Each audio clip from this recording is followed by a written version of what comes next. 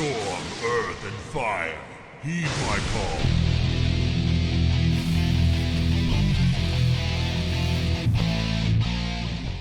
What's up everyone, it's Waves and today I have a 10.1 Enhancement Shaman guide for you. In this video I will talk to you about the builds we currently play in Mythic Plus and Raids. I will go over talents, stats, trinkets, embellishments and the priority lists. And afterwards I will give you some tips on how to improve your UI and your mindset just to achieve a better gameplay in general. And with that being said, I would just say, let's get started. So generally speaking, we are playing two main builds in the current patch, both in Mythic Plus and in Raid. We pick between the Elementalist and the Storm build. Depending on what dungeon you play or what boss you're facing in a raid, you will then choose the build accordingly. So I will just now show you what they have in common and what the differences are between them. So for the talents, we're starting off with the Elementalist build for Mythic Plus. This is the talent build we're playing. The left side obviously being mostly situational, so you can change this around depending on dungeons, group comp, raid encounter, whatever. The right side though, this is, as I said, the Elementalist Mythic Plus build. This is a great all-rounder. You can play this in Fortified and Tyrannical. I would say if you really need more single target for like a difficult Tyrannical key or a higher Tyrannical key, you can take 1 point out of Crashing Storms and 1 out of Swirling Maelstrom, and you can put them into Storm's Wrath and Elemental Blast, and you already have more single target. Now for the Storm build on the other hand, this is what the talent tree should look like. I also think that this is a great all-rounder. I think you can play both Fortified and Tyrannical keys just fine with this. If you really, again, need more single target damage, you can opt out of Alpha Wolf and put 1 point into Elemental Blast.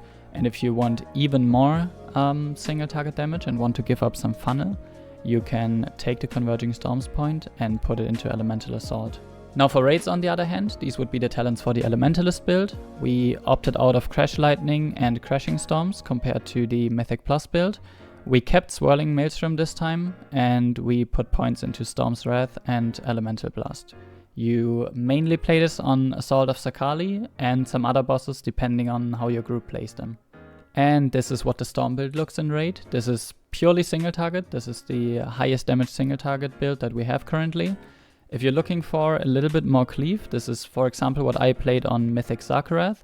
You could take a point out of Molten Assault and out of Lava Lash. You put them into Crash Lightning and Crashing Storms, and then just the rest like it was. And there you go, you have a little bit more cleave. So that was it for talents, and now we move on to stats. The stats are pretty similar between the Elementalist and the Storm build, with a slight difference. The Elementalist build focuses on Mastery over Haste, over Crit, over Verse.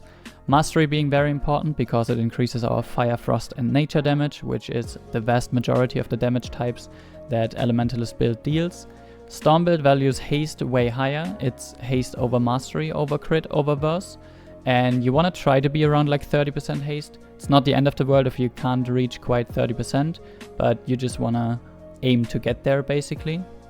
To figure out if an item is really an upgrade for you, or what item would be how much of an upgrade for you, so in order to like decide which item you want to farm for, you should always sim that and find out with the gear that you have on your character if an item is worth going for or not. Now when it comes to trinkets, there is a lot of good trinkets for enhancement, but I will mention the 4 best ones in my opinion.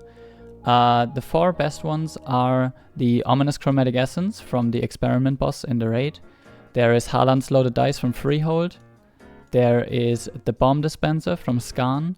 And then you also have the Netherian's Call to Dominance from Echo of Netherian in the raid as well. I would say that any combination of those 4 trinkets will be good for any content.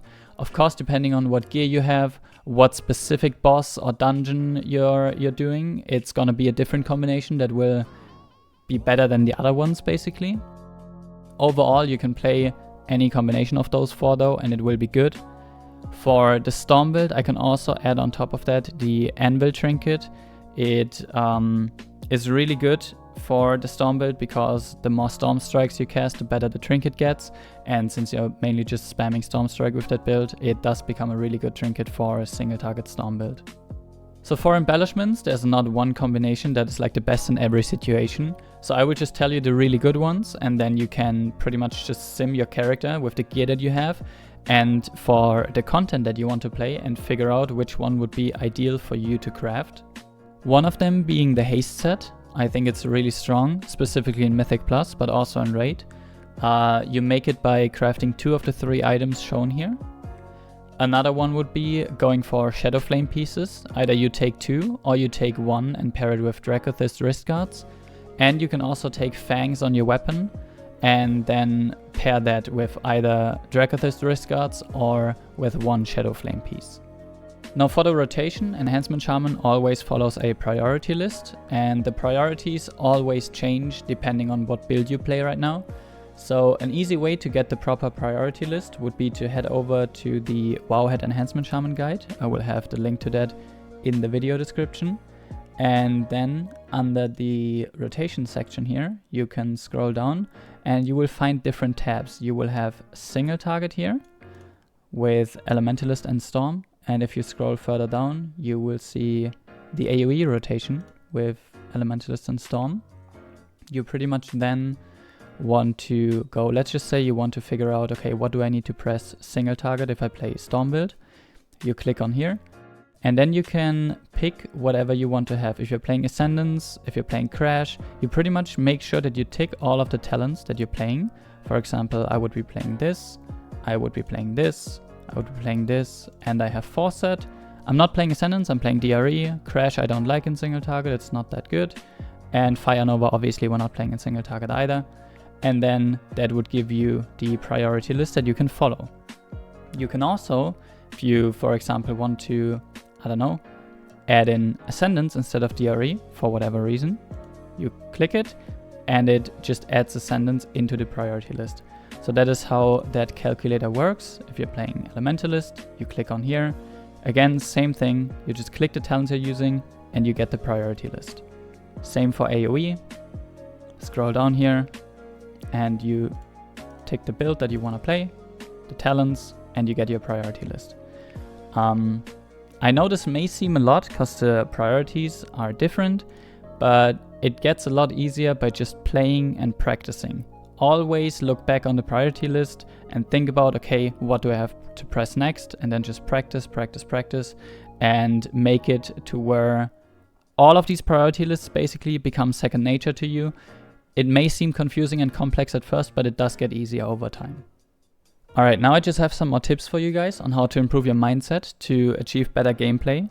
There are things that you may or may not already know. One of them would be to really familiarize yourself with how the spells work and how they interact with each other. You need to know what spells are main hand attacks, what can proc Wind Fury, what spells you can expect to get mace and weapon stacks from. It's really good to know stuff like, you know, to get a feeling for how far your chain lightnings can bounce. There's advanced stuff like Crash Range, for example. Crash Lightning is a very important spell in certain builds.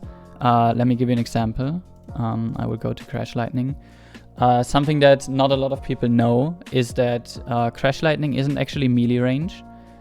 Even though it says in the tooltip, as you can see, it says melee range, just like Storm Strike. Let me see if I can find melee range here to this training dummy. Melee range would be here. As you can see, Storm Strike I can press, it's melee range.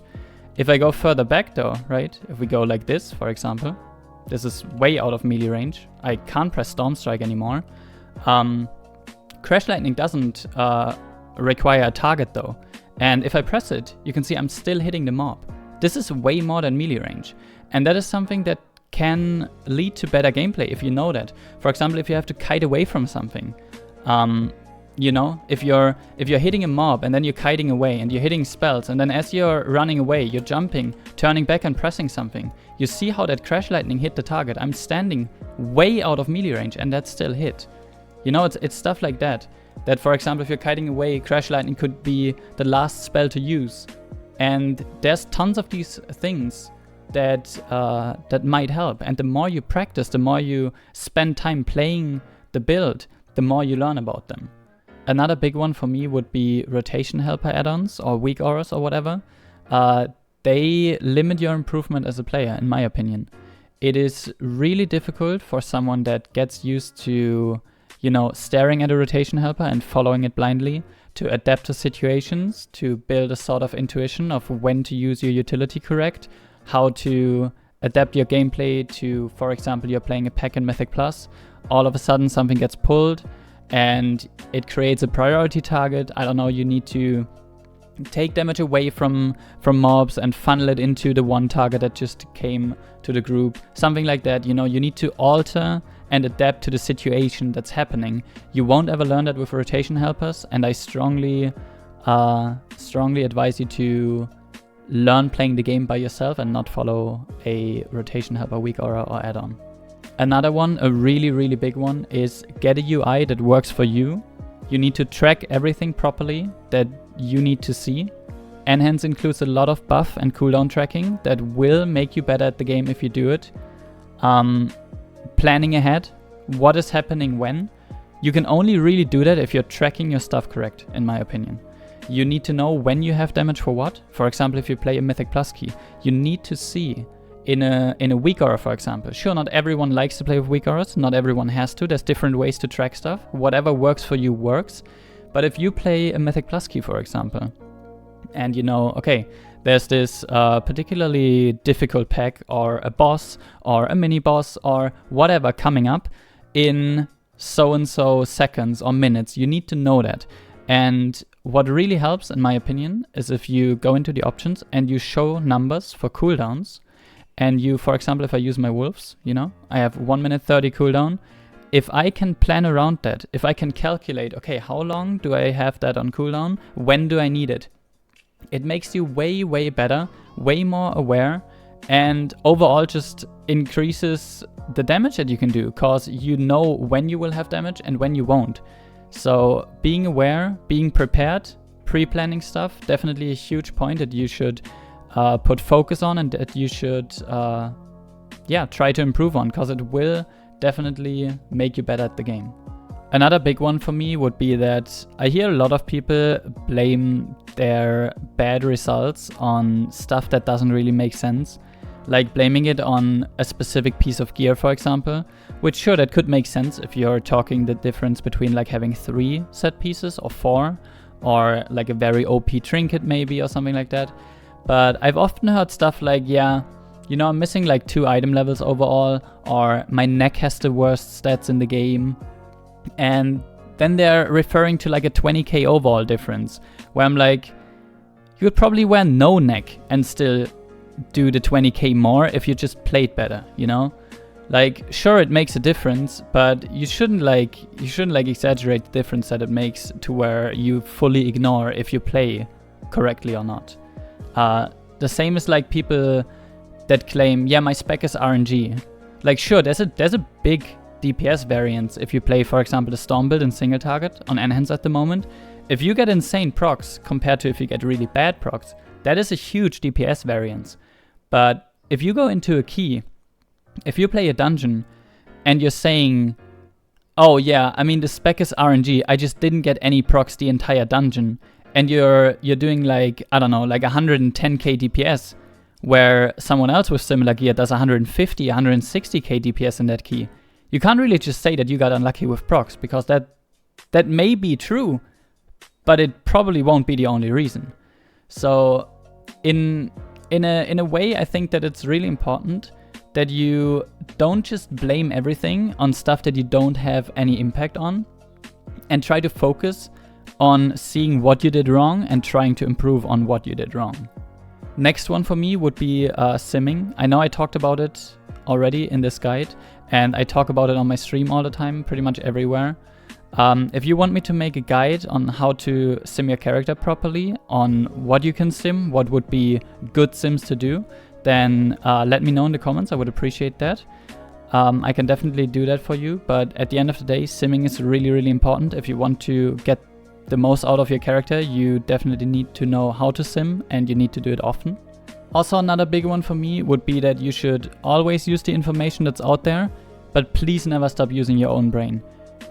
WoW is a game that gives you so many opportunities to be creative, think about new things, think about builds, new combinations, things that might work for the strategy that your guild plays, your setup, that might not have worked for other guilds and other people playing the game, right? So don't just go to logs and check what everyone else is playing and blindly follow it.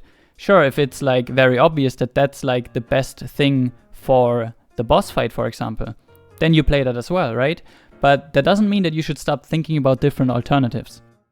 Because if everyone just always follows what the first people to get there do, then there will never be like any diversity. And you will never have the chance to find anything that might potentially be better. Alright guys, I hope some of this was helpful for you. Again, if you want me to make a guide on how to sim your character properly, then let me know in the comments. Check out my stream if you haven't done that yet. I stream almost every day on twitch.tv/waveswow. You can always ask me anything about Enhance, no matter what I'm playing. I mean, 99% of the time I'm playing WoW anyways. But you can always ask me anything about Enhance, whatever you want. You can also check out my Discord. Everything that I've talked about in this video is linked in the video description.